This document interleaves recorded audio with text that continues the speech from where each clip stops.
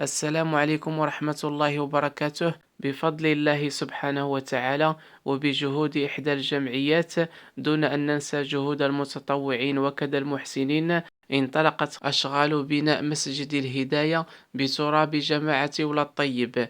فالحمد لله رب العالمين على هذه النعمة، وبارك الله في كل من سعى واجتهد، جزاهم الله خيرا. ونسأل الله أن يتقبل من الجميع، وأن يجعل هذا العمل في ميزان حسناتهم إن شاء الله تعالى.